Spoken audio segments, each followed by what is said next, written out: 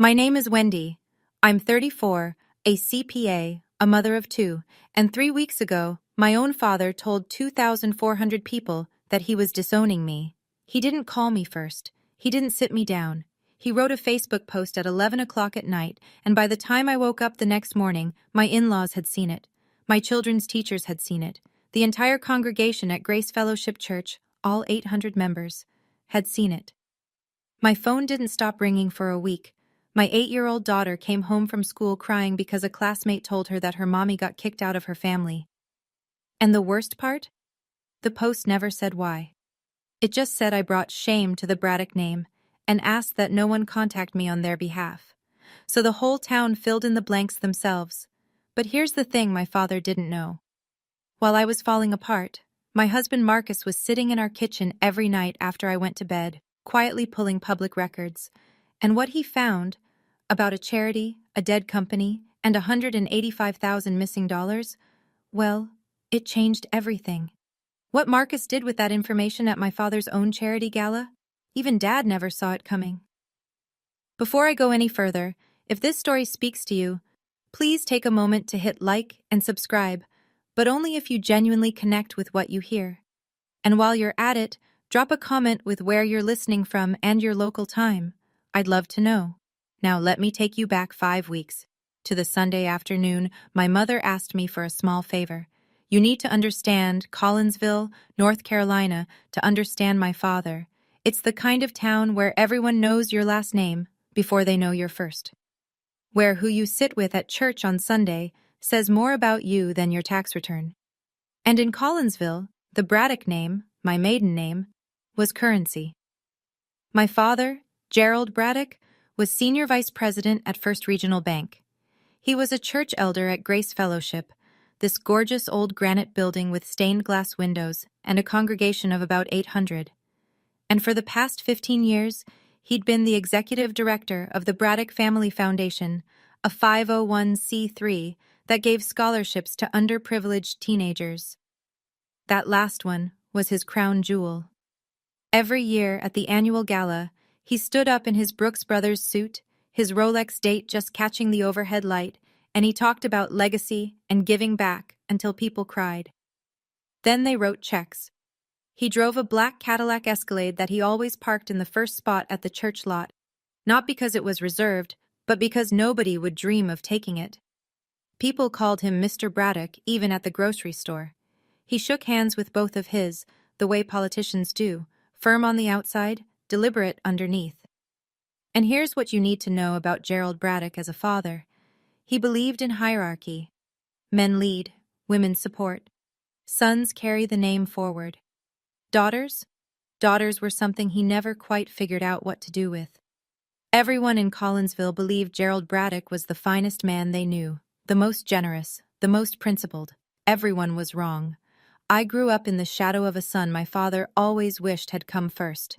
Tyler, my younger brother, is 29 now, 5 years behind me in age, a lifetime ahead of me in Dad's estimation.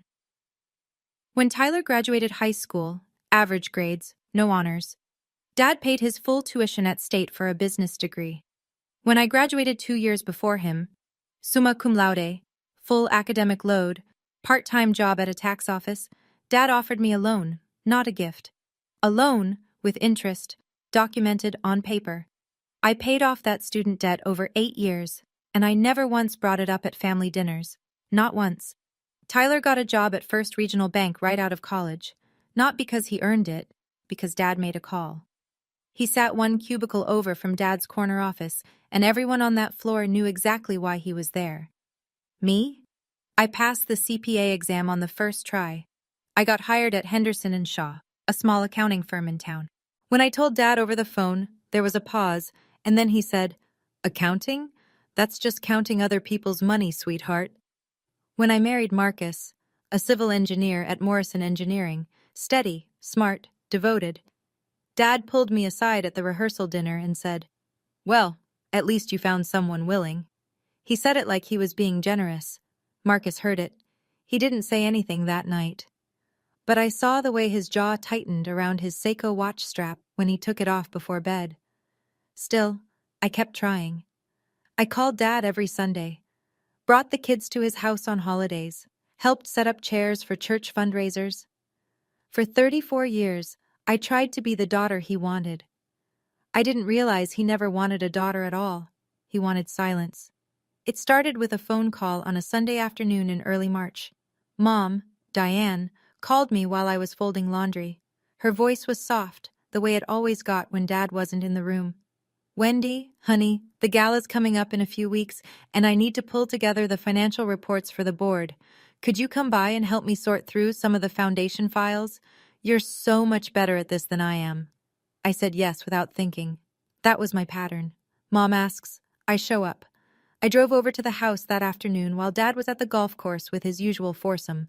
The Escalade wasn't in the driveway, and I remember feeling a small, stupid relief at that. Mom led me into Dad's home office, the inner sanctum, dark oak desk, leather chair, brass lamp, framed photos lining the shelves. One of them showed Dad shaking hands with the governor at some fundraiser. Another showed him receiving a Rotary Club award. The whole room smelled like furniture polish and self-importance. She handed me 2 file boxes and opened Dad's old laptop to an Excel file. These are the past 2 years of foundation expenses, she said. I just need everything organized so Mr. Kessler and the board can review it before the gala. I sat down and started going through the entries. Vendor payments, facility rentals, scholarship disbursements, printing costs, standard nonprofit stuff. Everything looked normal, clean, routine. And then my fingers stopped on the keyboard. There it was. One line among dozens. Meridian Consulting Group, $14,200. No contract reference, no project description, just consulting fee. I didn't know what it meant. Not yet. But something about the way that number sat there, too round, too clean, tucked between legitimate expenses like a forged signature hidden in a stack of real ones, made the CPA in me go very, very quiet. I told myself it was probably nothing. Dad had run the foundation for 15 years. Consultants come and go. Maybe Meridian did strategic planning, or donor outreach, or some other service I wasn't aware of. But then I scrolled further. Meridian Consulting Group, $8,600. March of the prior year. Same vague consulting fee description. No deliverables listed. I kept scrolling. Another one, $11,400. Then $6,200. Then $6,600. 6 payments across 2 years, totaling just over $47,000. All to the same vendor. All with the same generic label. I pulled up the records for other vendors, Kessler Printing, which did the gala programs, Collinsville Events Company, which handled catering. Both had line item breakdowns, quantities, unit costs, delivery dates, invoice numbers, normal, professional, everything you'd expect from a well-run charity. Meridian had none of that. It was the only vendor with no supporting documentation at all. I sat there for a moment, listening to the grandfather clock tick in the hallway. Mom was in the kitchen making coffee. I could hear her humming something faintly. An old hymn, I think. I opened my phone and took screenshots of all 6 Meridian entries. I don't know why exactly. Professional instinct, maybe. Or maybe some part of me that had spent 11 years reconciling other people's books knew the difference between an oversight and a pattern. I told myself I'd ask Dad about it. Casually. Just to understand. After all, this was his foundation. His life's work. Surely there was a simple explanation. I didn't know that the screenshots I'd just taken would become the first piece of ammunition in a battle I hadn't yet realized I was fighting.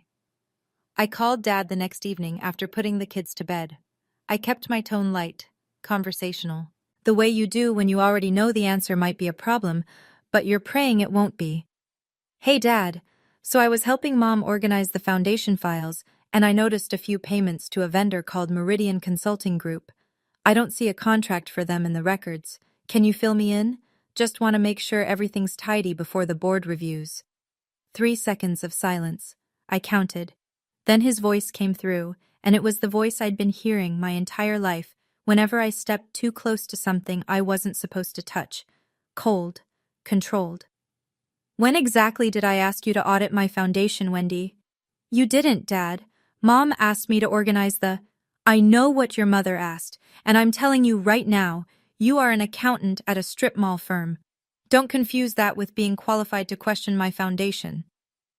The words landed the way he meant them to, like a door slamming shut. I felt something small and familiar curl up in my chest. I was 8 years old again, standing at the edge of the dining room, being told to go play because the adults were talking. Don't touch those files again, he said. Give everything back to your mother, and do not discuss this with anyone. Are we clear? Yes, Dad. I hung up and sat on the edge of my bed for a long time, phone still warm in my hand. Marcus was brushing his teeth in the bathroom. He came out, looked at my face, and said nothing. He just sat down next to me. And then, faintly, just before I'd hung up, I'd heard Dad's voice shifting. Not talking to me anymore. Talking to someone else in the room. 3 words, clipped and urgent. We have a problem. Over the next 2 weeks, the temperature around me dropped. Slowly, then all at once. Tyler called first. His voice was different.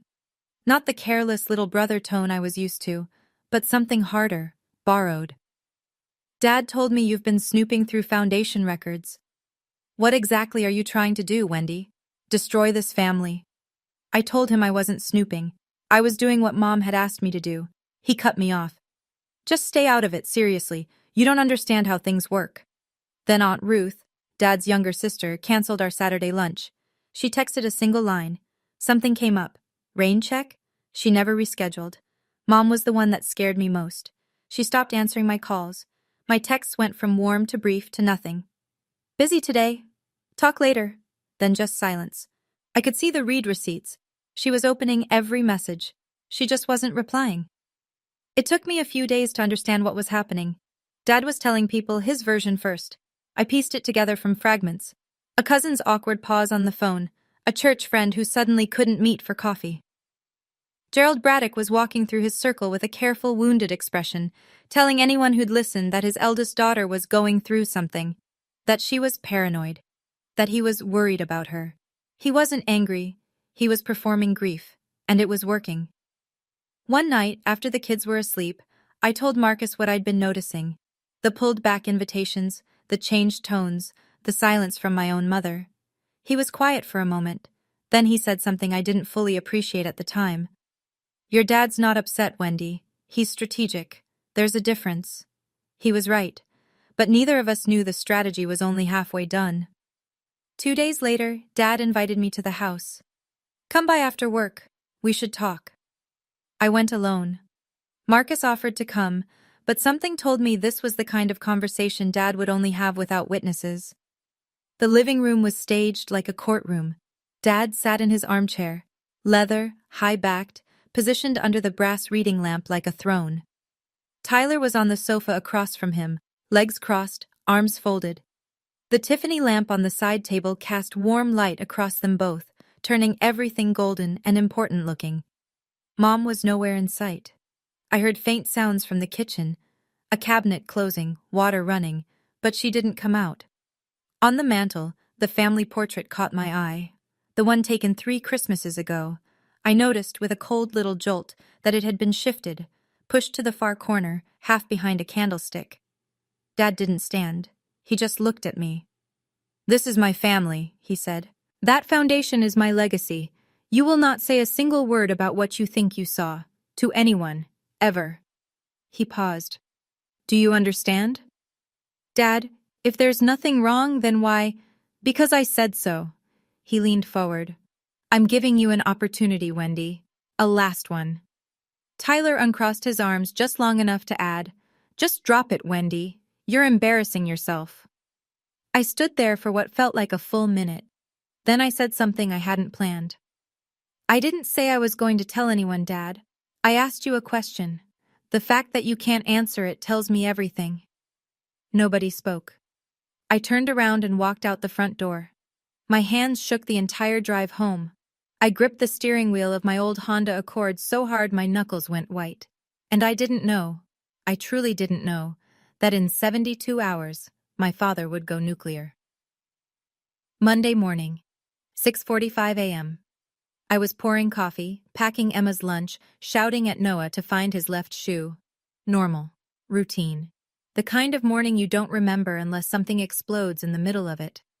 My phone buzzed on the counter. Then again. Then again. I ignored it. Kids first. But when I finally picked it up at 7:15, I had 14 text messages, 6 missed calls, and a screenshot from my coworker Janet that made my vision go white at the edges. It was a Facebook post, from my father's personal page, written at 11:07 the night before. It is with deep sadness that Diane and I must share this publicly. We are officially disowning our eldest daughter, Wendy. She has brought profound shame to our family name. We ask that you do not contact her on our behalf, and we request privacy during this painful time. I read it 3 times. My hands were steady the first time, shaking by the third.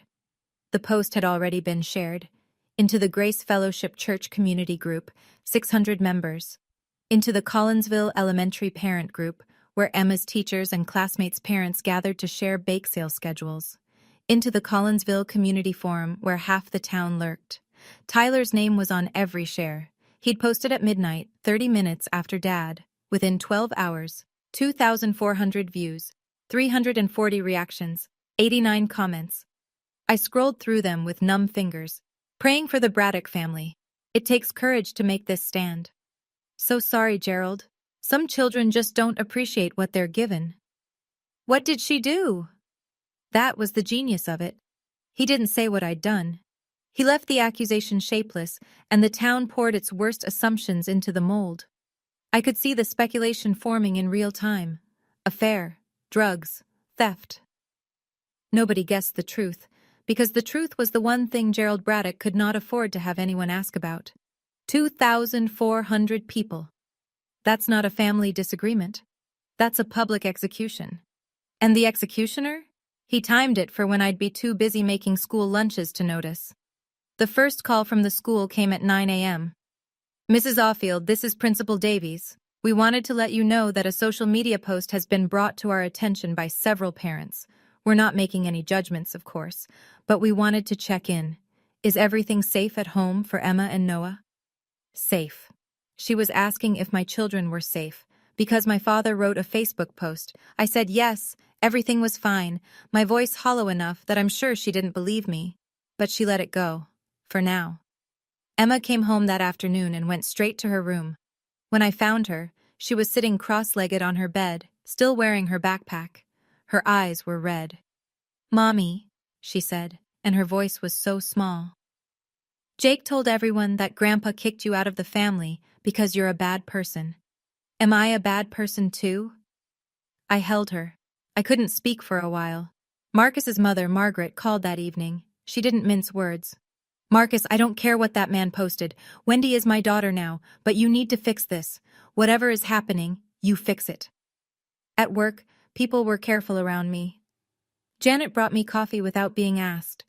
My boss, Paul, called me into his office and closed the door. "Wendy, I don't want to get involved in family matters, but I have to be transparent. 2 clients mentioned the post this morning. They're asking questions."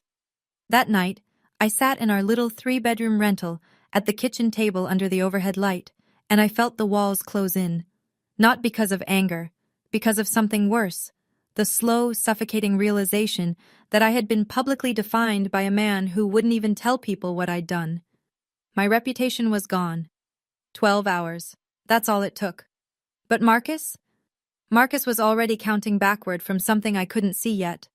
For the next several days, my world got smaller. I called Mom 6 times. No answer. I texted, "Mom, please call me. I don't understand what's happening." Read, no reply. The next morning, "I love you, please." Read, nothing. Then Dad posted again, not a statement this time, a family photo. Him, Mom, Tyler, Tyler's girlfriend. Sunday brunch at the country club. Linen napkins, mimosas, sunlight streaming through tall windows. Caption, "Family is everything.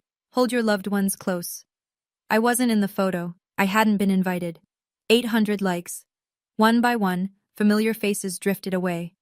3 women from my small group at church unfriended me on Facebook. I noticed because their names vanished from my birthday list. A neighbor I'd exchanged cookies with every Christmas for 5 years nodded at me across the produce aisle and kept walking. My phone, which had rung non-stop for 3 days, went quiet in a different way now. The silence of people who've decided you're not worth the awkwardness. I tried once to defend myself. I left a comment on Dad's original post. "Dad, can we please talk about this privately? I don't understand why—" He deleted it in 3 minutes. 3 minutes. Which meant he was watching. Tyler called me one last time that week. "You brought this on yourself, Wendy. Dad gave you a chance and you chose to be difficult. Don't call Mom again. She doesn't want to hear from you." I sat in my car outside the grocery store for 20 minutes that afternoon, gripping the steering wheel, crying so hard my chest hurt. And I thought, maybe Tyler's right. Maybe this is what I deserve for asking a question no one wanted answered. But then I noticed something. Mom's text messages. She'd read every single one. Every one. She wasn't ignoring me by choice. She was being watched. The following Sunday, Gerald Braddock stood up during the prayer request portion of the service at Grace Fellowship Church. I wasn't there. But Marcus was. He hadn't told me he was going. He put on a clean button-down, drove his Ford F-150 to the Granite Church on Elm Street, and sat in the last pew on the left, close to the exit, where he could see everything without being noticed. 400 people were in that sanctuary. Stained glass throwing colored light across oak pews. The choir had just finished "How Great Thou Art." And then Pastor David Whitmore opened the floor for prayer requests, and my father stood. Marcus told me later that Dad's voice trembled. Not a lot. Just enough. Rehearsed enough to sound unrehearsed. "I'd like to ask the congregation to keep the Braddock family in your prayers," he said. "We're going through the most painful chapter of our lives. When a child chooses a path that wounds the family, it's something no parent is prepared for." He didn't say my name. He didn't need to. Everyone already knew. Marcus watched from the back as people rose from their seats to embrace Dad. One by one, hands on his shoulders, soft voices. Pastor Whitmore himself placed a palm on Dad's back and said, "We're with you, Gerald." 400 people comforting the man who had publicly destroyed his own daughter. Marcus sat very still through all of it. He didn't react. He didn't confront anyone. He just watched. And he thought. And what he thought was this: a man who is telling the truth doesn't need to perform grief in front of 400 people. A man who is telling the truth doesn't delete his daughter's comments in 3 minutes. A man who is telling the truth doesn't go nuclear when she asks about a consulting invoice. Something was built on bad ground here. And Marcus, a man who'd spent 15 years pouring concrete foundations, knew exactly what that looked like. I need to pause here for a moment. If you're listening to this and you're thinking, there's no way a father would do that to his own child, well, stay with me, because what my husband discovered next changed everything. If you're connecting with this story, go ahead and hit that like button. And if you want to hear what Gerald Braddock was really hiding behind that Facebook post, subscribe now. Trust me on this one. All right, let me take you back to my kitchen table. 10 days after the post, I was a shell of myself. I'd lost 8 pounds. My sleep came in 90-minute fragments, broken by the phantom buzz of a phone that had mostly stopped ringing. At work, I moved through spreadsheets on autopilot. My fingers knew the formulas even when my brain was somewhere else entirely. One evening, I sat at our kitchen table, that IKEA table Marcus and I had assembled the week we moved in, the one with the wobbly leg we kept meaning to fix, and I held a cup of coffee that had gone cold an hour ago.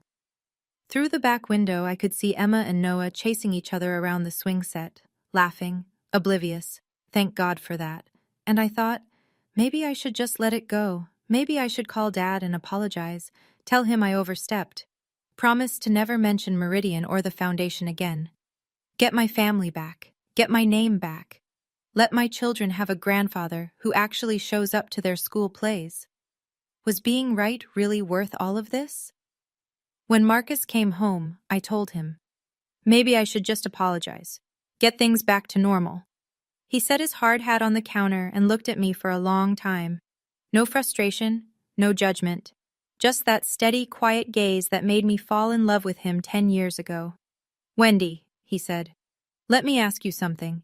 If your dad had nothing to hide, why did he burn down your reputation in front of 2,400 people instead of just having a conversation?" I opened my mouth, closed it. Peace, built on a lie, isn't peace, he said. It's a cage. That night, after I went to bed, Marcus stayed up. I heard the faint click of his laptop opening in the living room. He typed one word into the search bar: Meridian. Marcus didn't rush. That's not who he is. He's the kind of man who measures twice, cuts once, and then measures again just to be sure. So he started with me. The next night, after the kids went down, he sat across from me at that same IKEA table and said, "Tell me about growing up with your dad. Not the finances. Him." So I told him. Things I'd never said out loud in a row before. How I won first place at the state math competition in 9th grade, and Dad didn't come. Tyler had a rec league soccer game the same afternoon. Dad sat in the front row. How the night I found out I'd been accepted into the CPA program, I called home bursting, and Dad said, "Well, who's going to cook for you?" How at our wedding reception he stood up with a champagne glass and told 150 people, well, at least she found someone willing. Like it was a joke, like I should be grateful anyone wanted me. Marcus listened to all of it without interrupting.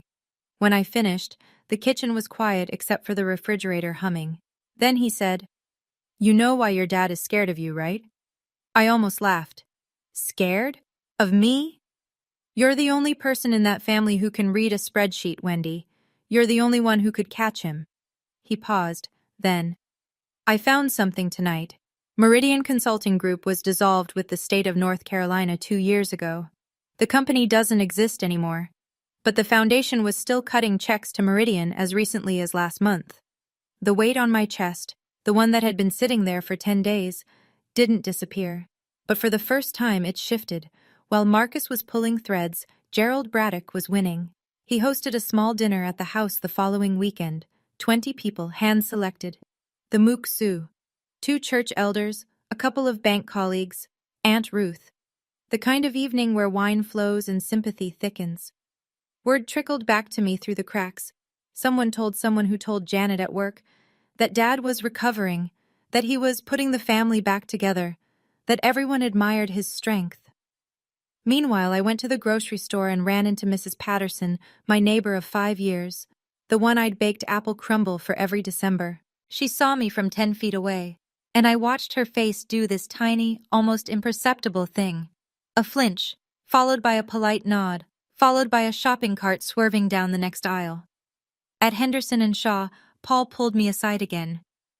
"Wendy, I'm not suggesting anything, but maybe take a few personal days, just until things settle." I stood in the parking lot after that conversation, late afternoon sun slanting across the asphalt, and I felt small, physically small. Like the town was a room that kept shrinking, and I was the only one who couldn't find the door. Gerald Braddock believed he had won. The town believed he had won. The church believed he had won.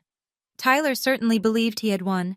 He'd posted a photo of himself and Dad at the golf course that morning, captioned, "Best mentor a guy could ask for." But in my kitchen that night, at an IKEA table with a wobbly leg, my husband was arranging printouts in 3 neat stacks. Public filings from the IRS, business records from the North Carolina Secretary of State, screenshots I'd taken 5 weeks earlier on a Sunday afternoon. He looked up at me and said quietly, "We have enough to ask the right questions. Now we need the right people to hear them." Here's something most people don't know. If you run a 501c3 nonprofit in the United States, your IRS Form 990 is a public document. Anyone can look it up. It's available on sites like ProPublica's Nonprofit Explorer, free, searchable, and completely legal to access. Marcus found the Braddock Family Foundation's filings in about 4 minutes. He pulled the last 5 years of 990s and started reading. Not the way a casual person would, skimming the mission statement and the big numbers. He read the way I would have, line by line, vendor by vendor. He cross-referenced every payee against the North Carolina Secretary of State's business entity database, which is also public, also free. Meridian Consulting Group, dissolved in 2023.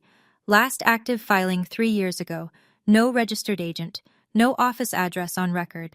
Yet the foundation had paid them $47,000 over 2 years, including 2 payments after the company ceased to exist. But Meridian wasn't alone. Marcus found 2 more vendors with the same fingerprint. Summit Advisory, LLC, $58,000 across 3 years, dissolved 18 months ago. Pinnacle Services Group, $80,400 over 4 years, registered to a P.O. box that also appeared on no other business filing in the state. 3 shell vendors, $185,400, all with the same generic consulting fee description. All signed off by a single person. Every check, every single one, carried only one signature: Gerald W. Braddock. The Foundation's bylaws, available in the 990 attachments, required 2 signatures for any disbursement over $5,000. Dad had been signing a loan for 5 years, and either nobody on the board noticed or nobody dared ask. Marcus sat back in his chair at midnight, his Seiko glinting under the kitchen light, and said to no one in particular, "Your dad's been paying dead companies for 2 years. That's not an oversight. That's a pattern." The next piece came from a name buried in an old 990. Marcus was scrolling through the Foundation's board listings year by year when he noticed something. A woman named Linda Calloway had served on the board for 6 years, and then vanished from the roster 2 years ago. No explanation, no farewell note. She was there in one filing and gone in the next. He found her on LinkedIn, property manager in a town 30 minutes south of Collinsville. He sent a message that was pure Marcus, polite, direct, and devastatingly honest. "Miss Calloway, my name is Marcus Offield. I'm married to Wendy Braddock. Her father recently disowned her publicly on social media. I'm trying to understand why. I believe it may be connected to the Foundation's finances. Would you be willing to speak with me?" She replied within the hour. They met at a diner off the interstate, far enough from Collinsville that no one would see. Linda was in her early 50s, composed, careful with her words. She ordered black coffee and didn't touch it. "I started asking questions 2 years ago," she said, "about vendor payments that didn't make sense. I brought it up at a board meeting and Gerald looked at me like I'd set fire to the church. After that, he started calling the other board members individually. Within a month, I got a phone call, Gerald himself, telling me it would be best for everyone if I stepped down." She had the email he'd sent her. She'd kept it for 2 years. Marcus asked her why she hadn't reported it. She looked down at her untouched coffee. "Because Gerald Braddock runs this town, and I have a business here. He erased me from that board like I never existed." Then she looked up. "But when I saw that Facebook post about Wendy, I knew he was doing it again, erasing someone who got too close." She paused. "There's one more person who knows, but I don't know if she'd ever speak up." Marcus already knew who she meant. 3 days after Marcus met with Linda, he walked out to our mailbox on a Tuesday afternoon and found a manila envelope with no return address. Inside, a USB flash drive, and a single handwritten note on plain white paper, in handwriting I would have recognized anywhere. The same loops, the same careful slant that had written my name on every birthday card for 34 years. "He keeps this in the locked drawer. I'm sorry I didn't do this sooner. D. Mom." Marcus plugged the USB into his laptop. It contained one file, an Excel spreadsheet. Gerald's personal financial tracking, the one he kept separate from the Foundation's official books, and it laid everything bare, every withdrawal from the Foundation account, every transfer to his personal checking through the shell vendors, dates, amounts, routing numbers, 5 years of clean, meticulous theft, total $185,400. And in the margin notes, the kind of annotations someone makes when they think no one will ever see, one entry read, "Tyler apartment, $2,400 per month." My father had been paying my brother's rent with scholarship money meant for underprivileged teenagers. Marcus called me into the kitchen. I looked at the screen. Then I looked at the note. Then I looked at the handwriting. And I cried. Not because of the numbers, because of my mother. Diane Braddock, who had spent 36 years deferring to her husband, who had stopped answering my calls, who had sat in that kitchen while Gerald issued ultimatums in the living room, had waited until the house was empty, opened the locked drawer with a key she wasn't supposed to have, copied the file, and mailed it to us. Without a word, without a phone call, just a USB drive and 7 words of apology. 36 years of silence. And she chose me. "We have everything now," Marcus said quietly. I wiped my eyes. So what do we do with it? We sat at the kitchen table that night, the same table where I'd almost given up, where Marcus had searched for Meridian, where the printouts had piled up stack by stack, and we made a plan. The Braddock Family Foundation's annual gala was 2 weeks away. 300 guests, donors, bankers, church leaders, local business owners, a city councilwoman. Gerald would be there in his Brooks Brothers suit, accepting the Founders Award he'd created for himself, shaking hands with the same people whose money he'd been siphoning for half a decade.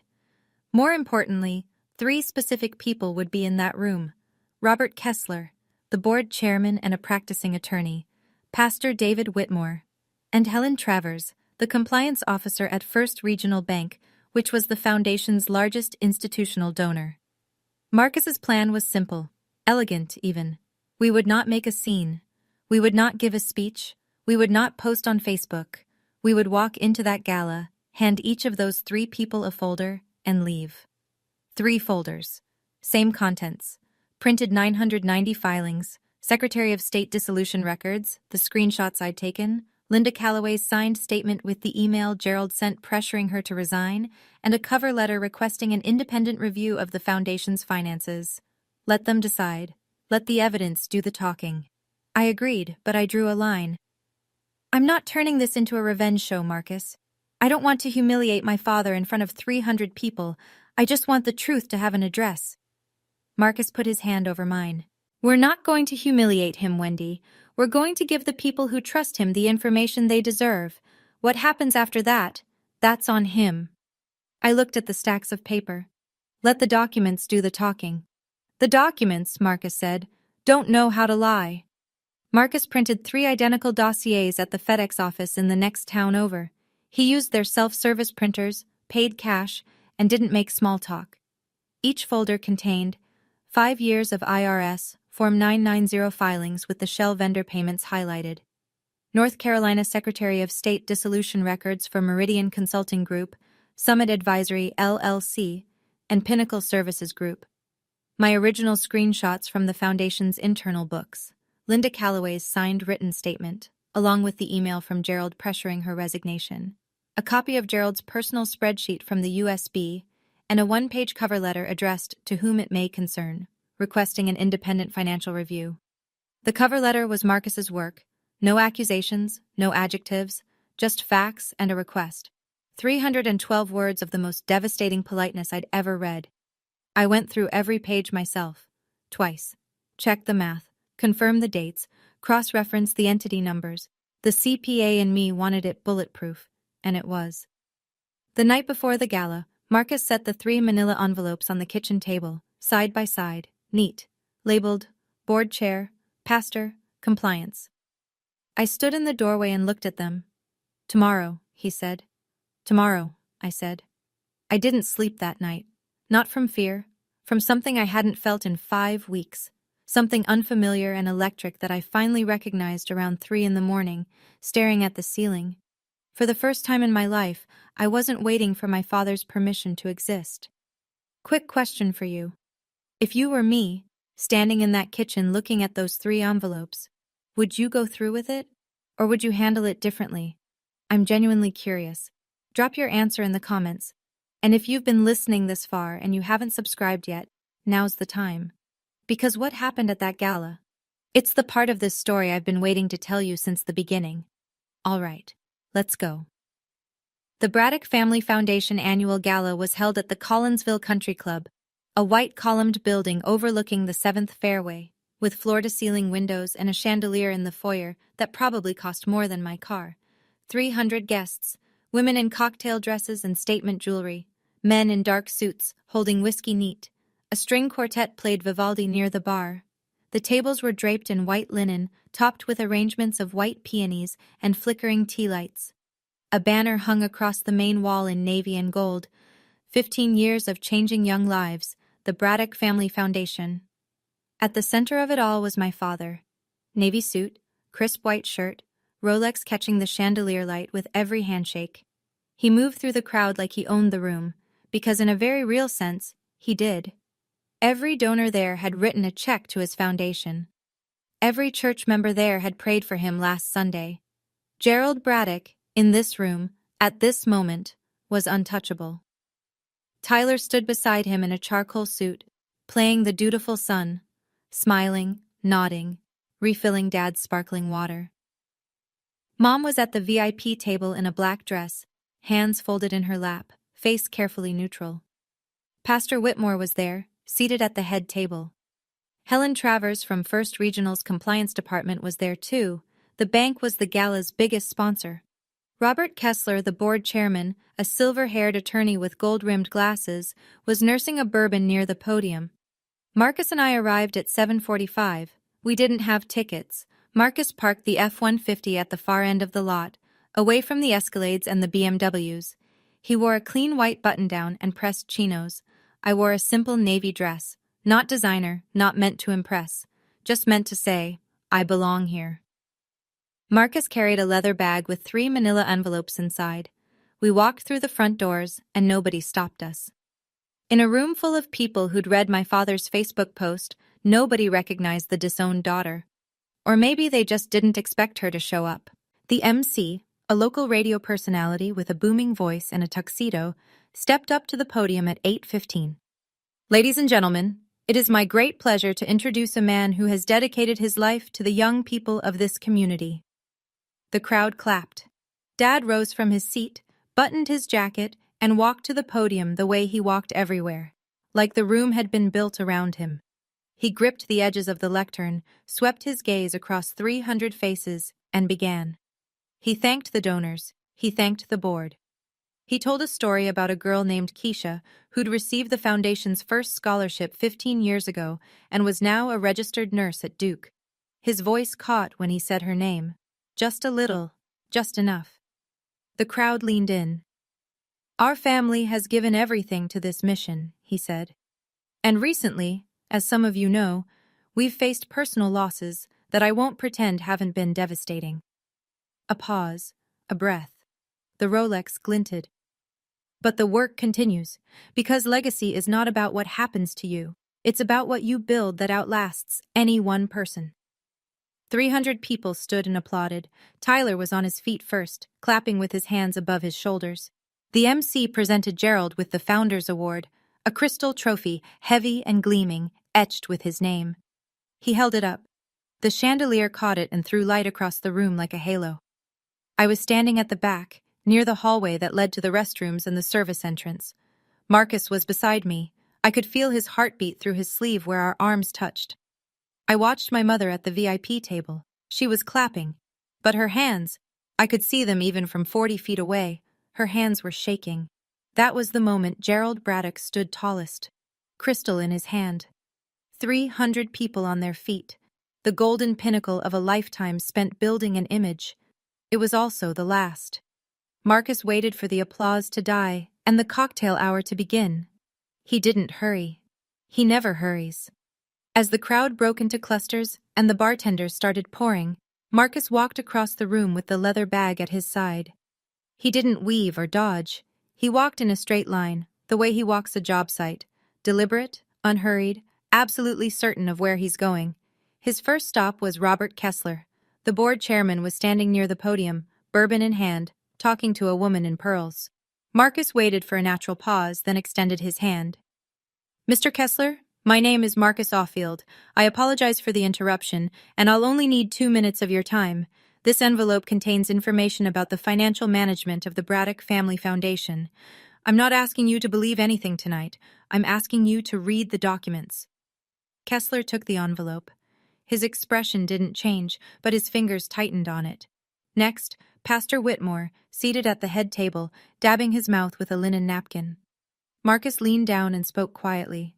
Pastor, forgive me for not making an appointment, but I believe you'll want to see this before the evening ends.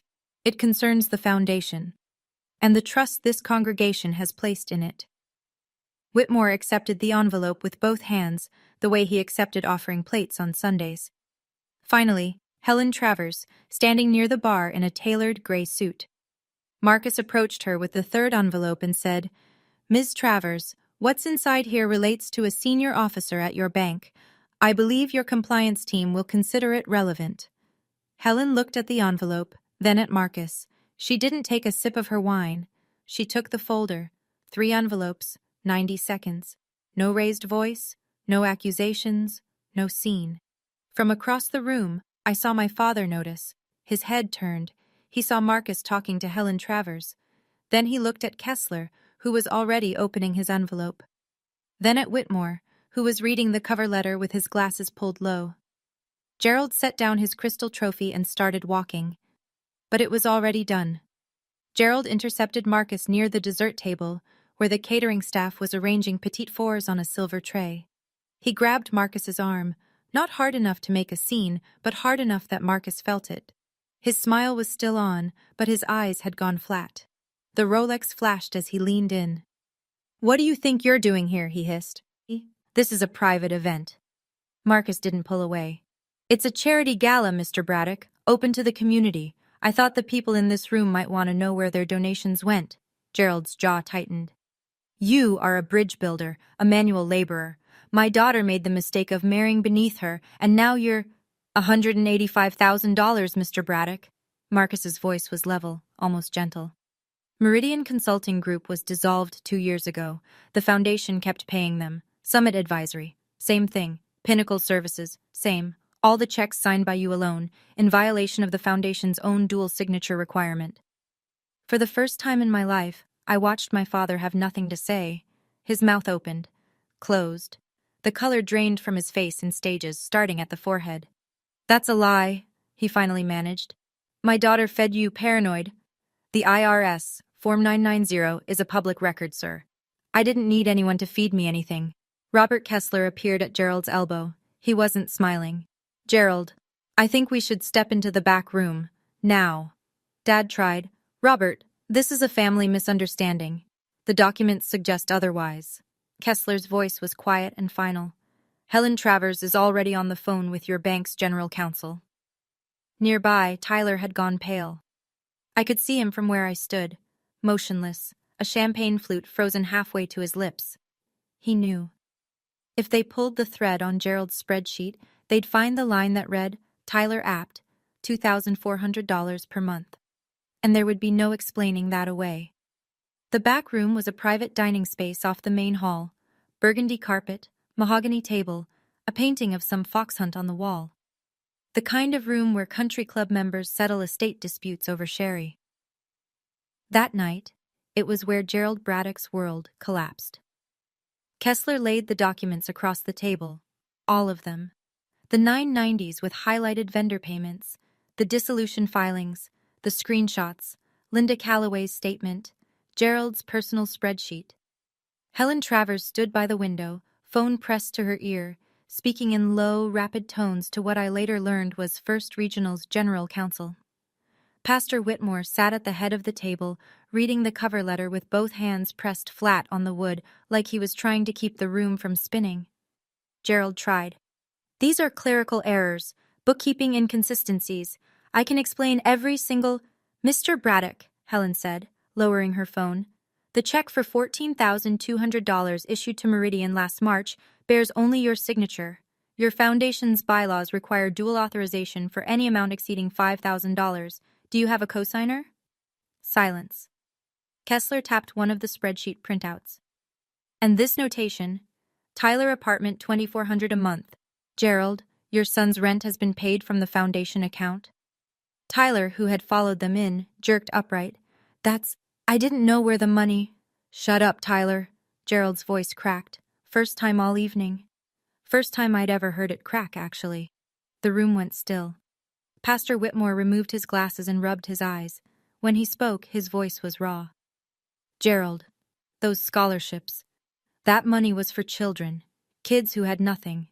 And you—" He couldn't finish. Gerald stood alone at the end of that mahogany table, stripped of every prop that had ever protected him. No podium, no applause, no script. Just 5 people staring at numbers that didn't lie. Outside, in the main hall, the string quartet played on, but murmurs were spreading. Guests had noticed Kessler's abrupt departure. They'd seen Helen Travers making urgent calls. The banner reading 15 years of changing young lives hung overhead like an indictment. The dominoes didn't fall all at once. They fell in sequence, each one heavier than the last. That night, at the gala, Kessler announced to the board members present that Gerald was immediately suspended as executive director. The foundation's bank accounts were frozen pending an independent audit. The Crystal Founders Award sat uncollected on the podium table for the rest of the evening. Within 48 hours, Helen Travers had filed a formal report with First Regional's general counsel. A senior vice president running a personal embezzlement scheme through a charity he directed, while employed at the bank that was the charity's biggest donor, represented a compliance liability the bank could not absorb. Gerald was placed on administrative leave, then terminated. 31 years at First Regional, gone in a single HR meeting. 1 week later, Pastor Whitmore convened an emergency session of the Elder Board at Grace Fellowship. The vote was 7-1 to remove Gerald from his position as church elder. The single abstention came from Gerald's golf partner, who didn't vote against him but couldn't bring himself to vote for him either. The North Carolina Attorney General's office received the dossier via certified mail. Marcus sent it the morning after the gala. Within 3 weeks, the AG's Public Integrity Unit opened a formal investigation into the Braddock Family Foundation. Tyler was quietly flagged by First Regional's internal review when auditors traced the Tyler Apt payments. He was reassigned to a back-office role and placed on a performance improvement plan, the corporate equivalent of being put in a corner. And the Facebook post, the one that started all of this? It was still up. Gerald never deleted it, but now, when people shared it, the commentary had changed. It was no longer evidence of a wayward daughter. It was evidence of a guilty man trying to silence the one person who could expose him. I didn't take anything from my father. The documents did. I just made sure they found the right hands. 10 days after the gala, my phone rang. The caller ID said Dad. I almost didn't answer. Marcus was in the kitchen with the kids. He looked at me. I looked at the screen. Then I picked up. Are you satisfied now? His voice was different, thinner, like someone had let the air out of it. You've destroyed everything I built. Everything. You destroyed it, Dad. I just asked a question. You were always the difficult one, Wendy. Always pushing, always needing to prove you were smarter than everyone else. If you just kept your mouth shut. If I'd kept my mouth shut, you'd still be stealing scholarship money from teenagers. Silence. A long one. I sacrificed everything for this family, he said, and I could hear him reaching for the old script. The patriarch, the provider, the man who carried the weight. But the words sounded hollow now. Like lines from a play he'd been performing so long he forgot it wasn't real. No, Dad, you sacrificed everything for yourself. The family was just the stage. More silence. I'm not going to call again, I said. And I meant it. Not from hatred. I was surprised to find I didn't hate him. From something quieter than that. I can't keep loving someone who treats my silence as the price of belonging. He started to say something, maybe an argument, maybe an apology, though I doubt it. But I'd already taken the phone away from my ear. I hung up, and I didn't cry. For the first time in 34 years, after a conversation with my father, I did not cry. I set the phone down on the counter, walked to the kitchen, sat between my children, and helped Noah color a picture of a dinosaur. The dinosaur was purple. Noah insisted. I thought that was exactly right. The apologies came in slowly, like people wading back into water they'd left too quickly. Mrs. Patterson, the neighbor who'd swerved her cart, showed up at my door on a Saturday morning with a loaf of banana bread and red-rimmed eyes. Wendy, I am so sorry. I should have asked you what happened before I believed him. I was a coward, and you deserved better. I thanked her. I meant it. I also didn't pretend it was nothing, because it wasn't. Paul, my boss, called me into his office, same closed door. But this time he said, I owe you an apology, and the partners have been talking. We'd like to promote you to senior accountant. You've earned it several times over. Pastor Whitmore sent a handwritten letter, 3 pages long, on church stationery. I failed you, Wendy. I stood in that pulpit and I prayed for the wrong person. I cannot undo that. But I can tell you that the foundation is being restructured under a new board, and I would be honored if you would consider joining it. Emma came home from school one afternoon with a grin so wide it split her face. Mommy, Jake said sorry. He said his mom told him you're actually really brave and he should never have said those things. He wants to come to my birthday party. I knelt down and hugged her so tight she giggled and said, Mom, you're squishing me. And then there was Mom. She called on a Wednesday evening. Her voice was fragile but clear, clearer than I'd heard it in months. I'm sorry, Wendy. I should have been stronger a long time ago. Mom, you were strong. That USB drive, after 36 years of silence, you chose to act. That was the bravest thing anyone in this family has ever done. She cried. I cried. It was the good kind. People started calling me brave. But I wasn't brave. I was cornered. Bravery was my mother, slipping that USB into an envelope after 36 years of keeping the peace. 2 months later, Collinsville looked different. Or maybe I just saw it differently. Gerald sold the Escalade. I heard it through the grapevine. He needed the cash for legal fees. His attorney was managing communications with the AG's office, where the investigation was still active and ongoing. The Rolex disappeared from his wrist. I don't know if he sold it or just couldn't stand to wear it anymore. Tyler left town, moved to Charlotte, didn't tell anyone. His social media went dark. No more golf course photos, no more best mentor captions. The last I heard, he was working at a regional insurance company and not speaking to Dad. Mom filed for legal separation in April. She moved in with her sister, Aunt Helen, in a little ranch house with a garden out back. For the first time in her adult life, she opened a bank account in her own name. She called me every few days now. Real calls, long ones, about nothing in particular. About everything. The Braddock Family Foundation was placed under new leadership. A 5-person board with no Braddocks on it. The misappropriated funds were being pursued through legal channels. It would take time. But the scholarships would continue. The kids who needed them would still get them. Pastor Whitmore asked me to join the new board. I declined, gently. I think the foundation needs faces that don't carry the Braddock name, I told him. But thank you. Truly. Life wasn't perfect. It never is after something breaks this badly. Some relationships didn't survive. Some trust couldn't be rebuilt. But Marcus still got up at 5:30, put on his hard hat, and went to work. He still wore that Seiko. Emma still did cartwheels in the backyard. Noah still insisted every dinosaur be purple. And our kitchen table, the IKEA one, with the wobbly leg, it was clean now. No folders, no printouts, no envelopes, just 2 coffee mugs and a crayon drawing of a brontosaurus. It's not mahogany. It doesn't have a locked drawer. But it held the truth when it mattered. And that's enough. Before I let you go, here are 3 things this story taught me. Not as advice, just as things I wish someone had told me 5 weeks earlier. First, silence isn't loyalty. I spent 34 years keeping quiet because I thought that was what good daughters did. It wasn't. Sometimes the most loving thing you can do for your family is refuse to protect their lies. Second, if someone destroys your reputation in public instead of having a conversation in private, ask yourself what they're protecting. Public shaming is the weapon of someone who knows they can't win behind closed doors. My father didn't post on Facebook because I'd shamed the family. He posted because I'd seen a spreadsheet. Third, you don't need to be loud to be powerful. You don't need to scream or curse or make a scene. You just need the right documents and the right moment, and a husband who knows how to read a 990 form. Thank you for listening to the end. Seriously, thank you.